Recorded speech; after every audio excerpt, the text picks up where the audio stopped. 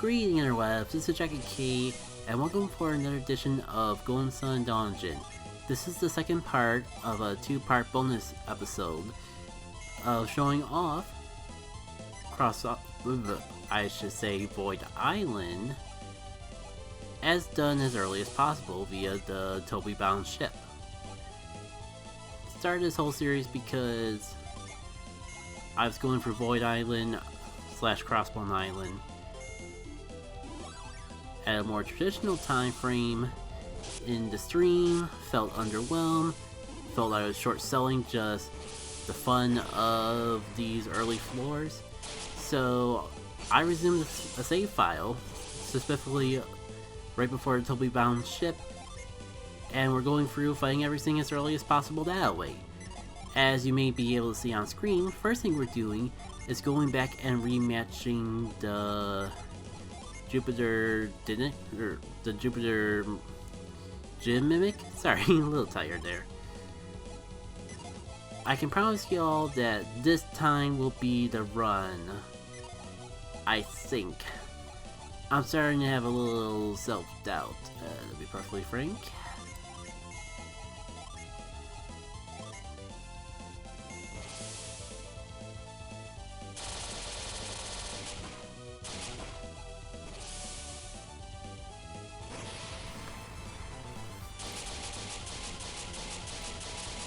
Okay, maybe it's not this attempt, but the next attempt. Yeah, I had no chance of surviving that, even if I didn't get stunned. Like, this is the problem of having anything with 4 and can take 2 turns. It just felt like I was running into too many situations in playtesting where double stun was a real issue, unfortunately. I can assure you all that this attempt will be the successful one though, so I'll just let you see how to beat the boss, I guess, besides get lucky and hope not to get double stunned, I suppose.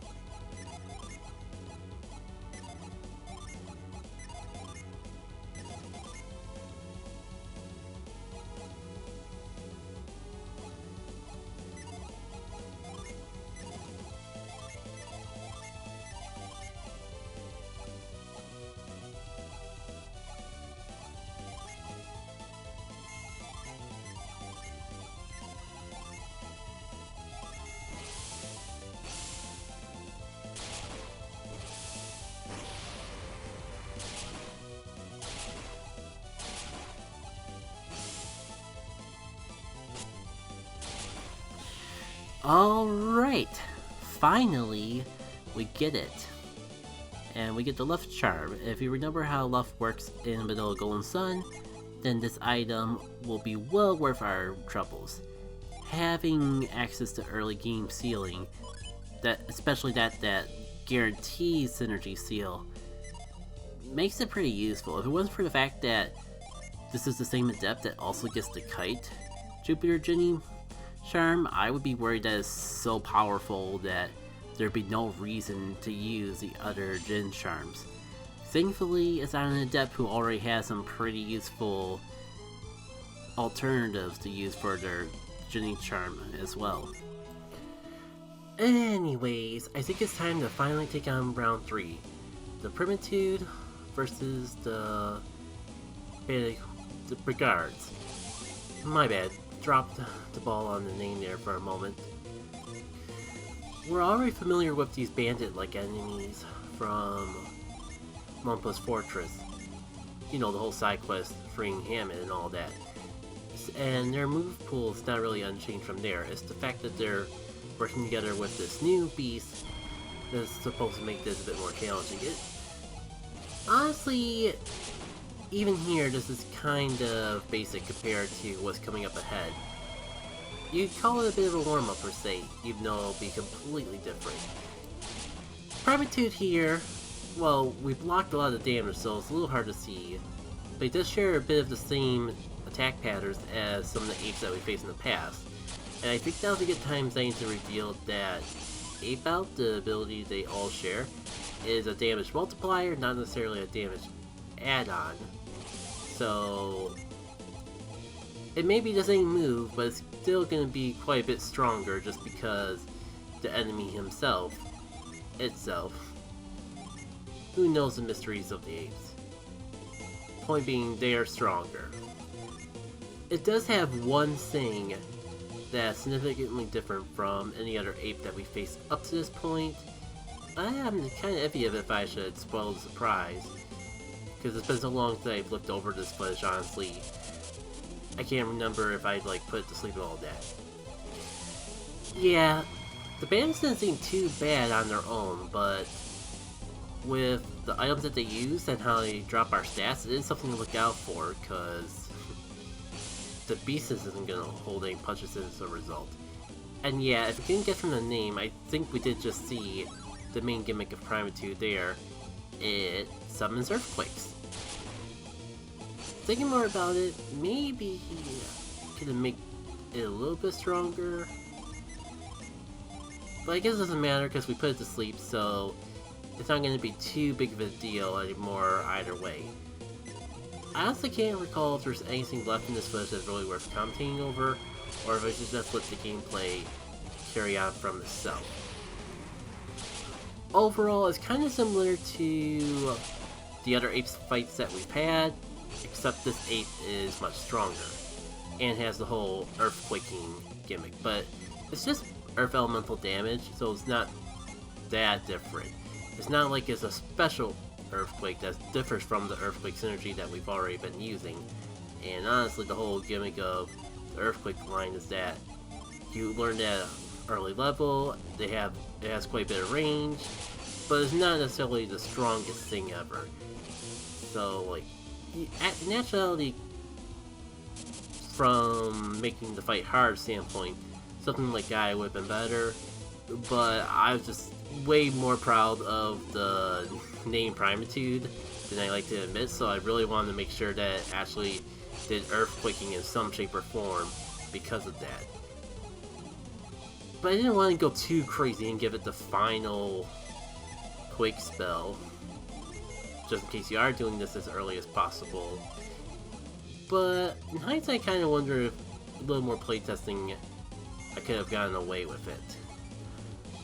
Point being, Ape plays out similarly as the previous apes, but stronger. The added bandits kind of give you a little more to watch out for, because the chill dust that they'll use will make you more vulnerable to the ape's attacks. Little basic stuff like that to keep in mind while going through it all. Not to say that the bandits themselves aren't heavy slouchers, or they're still pretty heavy hitters considering how early on we're taking this on. But as long as you take advantage of the fact that it's vulnerable to status, it shouldn't be too bad. It should just be hard enough to actually make you use Wish every turn or so. It's the next fight that I'm really excited to talk to you all about. So, I'll see you then. In the meantime, enjoy the rest of this battle playing out.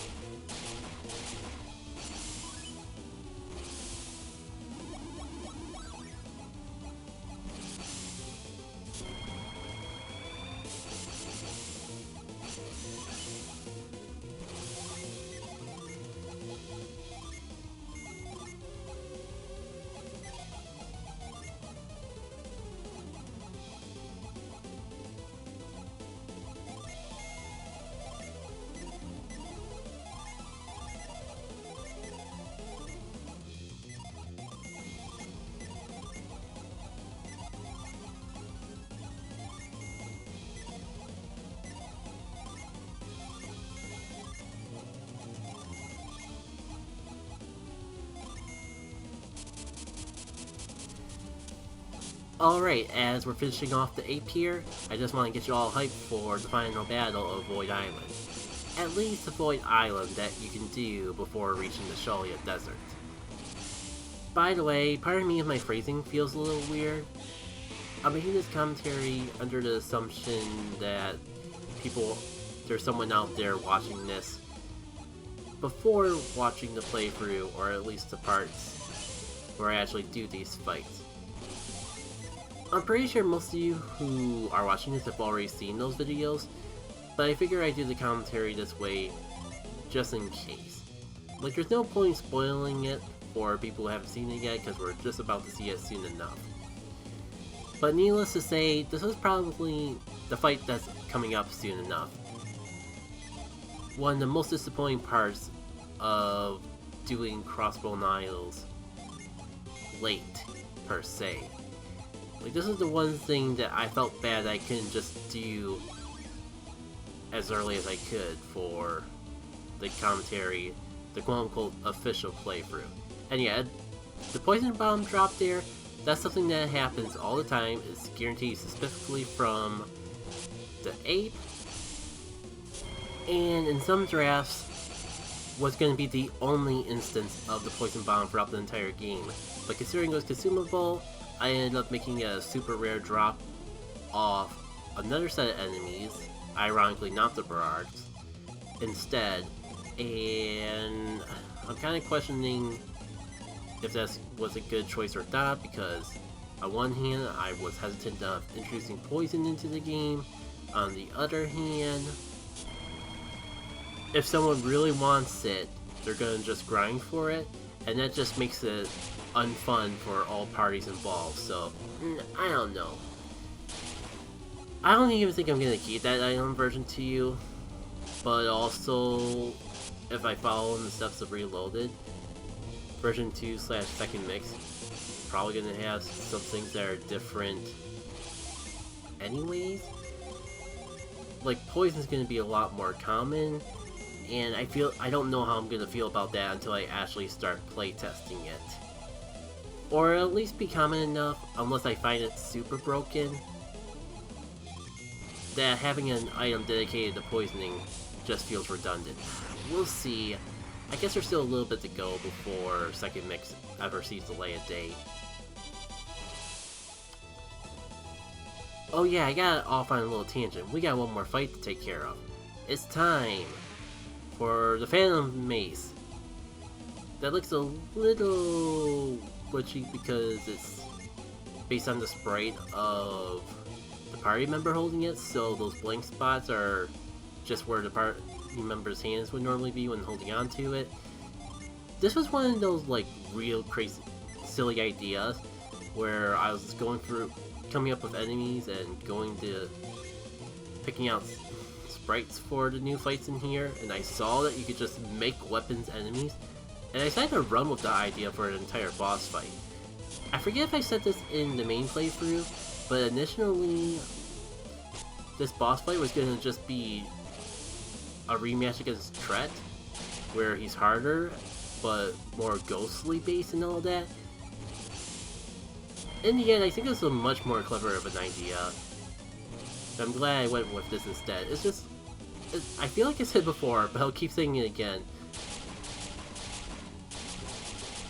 Making stuff for a Crossbone Isles gauntlet is a bit bittersweet because on one hand, it's the perfect opportunity to just go all out, especially after these first 4 floors. But on the other hand, you only have 10 boss fights to make.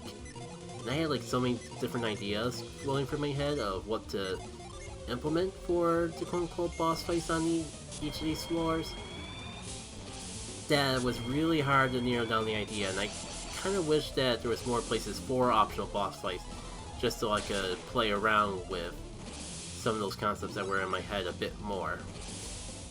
You know, in hindsight, maybe I should have wrote them down somewhere so I actually remembered them. Because I'm pretty sure, I got a feeling that this place is going to be pretty different in second mix than it is in first. And even if I do keep all these fights, it's something to keep in mind if I ever do anything with Lost Age.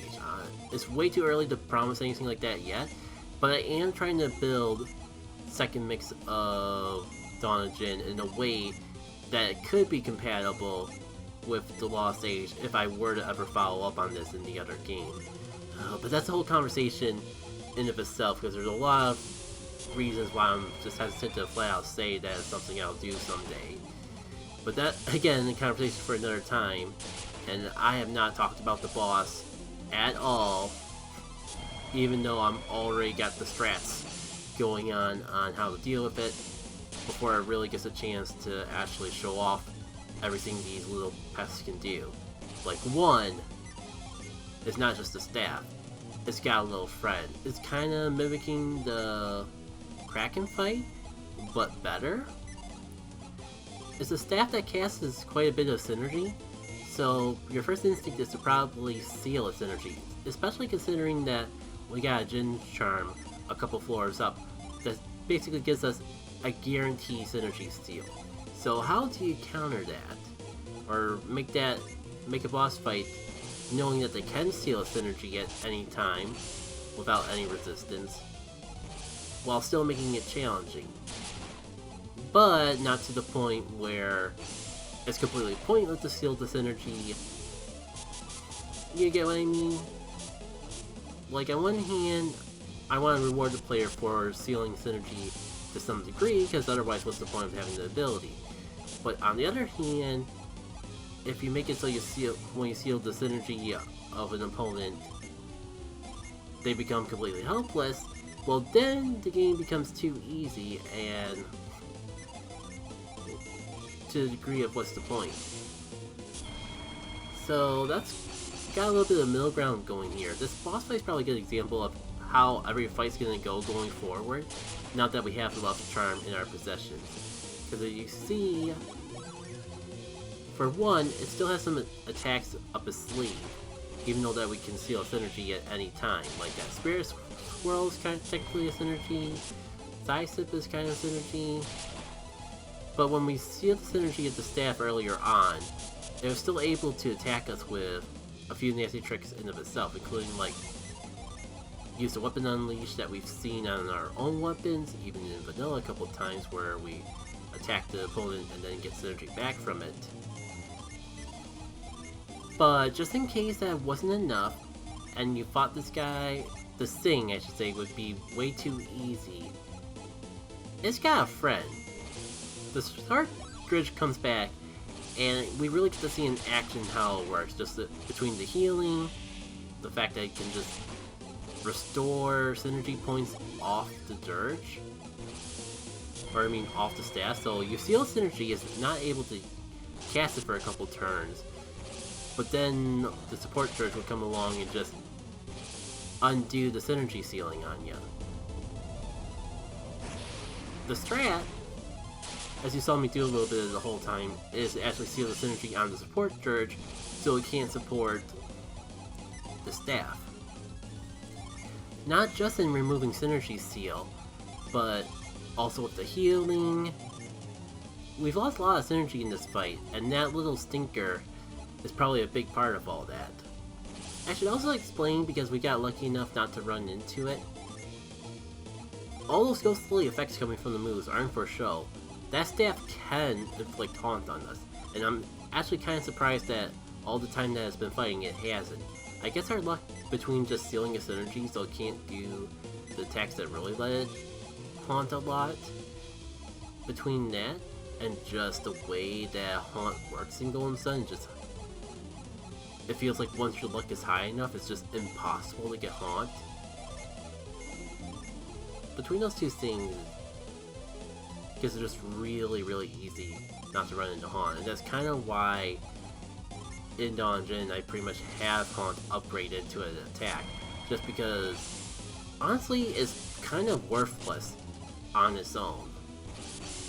It kind of needed a buff like that in order to be viable at all. Just the point of, yeah, the haunting moves are going to be slightly weaker than your normal synergy attacks, but at least they do damage, and they could inflict Haunt. So that's the reason why moves like Spirit Army and Poltergeist I guess I spoke into existence. Poor old Garrett there getting haunted by the foe.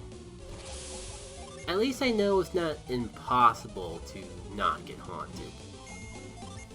But yeah, I kind of feel, and I feel like any Golden Sun fan would agree with me, it's kind of hard to really justify using Haunt when battles went by so... Like, for one, you can do it on bosses, and for two, the battles rarely last long enough to really get good effect of it. The least I could do is throw it onto an attacking move, so even if you don't get the Haunt to trigger, you at least get some damage out of it, so it doesn't feel like your turn has been completely wasted.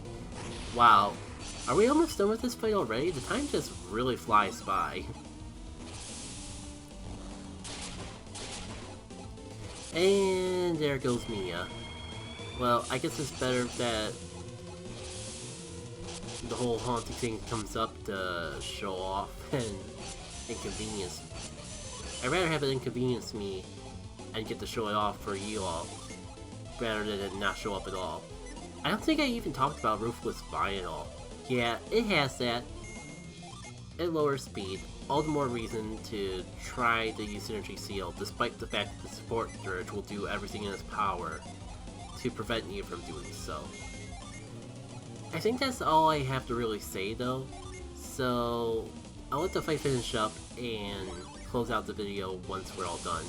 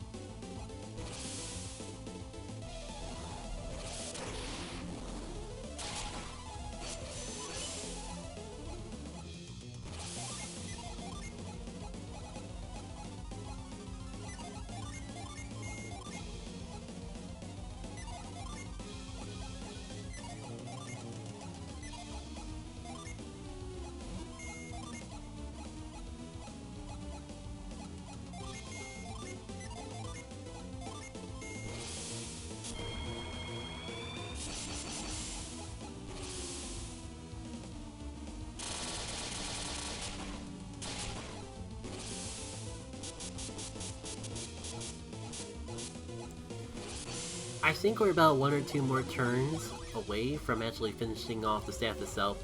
So, hi, welcome back. It's dead. Well, as dead as a staff could be. But speaking of, if I recall correctly, well, we got the ice candy from the Dirge. But, now that the Phantom Staff isn't attacking us, we can use it to attack people. Well, maybe I could have worded that better. I think the most disappointing thing about doing Void Island as late as I did in the playthrough was that I wasn't able to show off the fact of how good the staff is if you get it as early as possible. Because I made it in a way where it wouldn't be broken, but still pretty good. So of course if you get it in late game, there's not really anything to it at all. And that's it. That's every Void Island fight that I wanted to show off as early as possible so you could get a better idea of just how fun even the early game area is when you're not over leveled. So thank you all for tuning in for these special videos of Golden Sun, Dawn of Djinn, and hope to see you all back for the main playthrough when the next episode goes up. Until then, take care.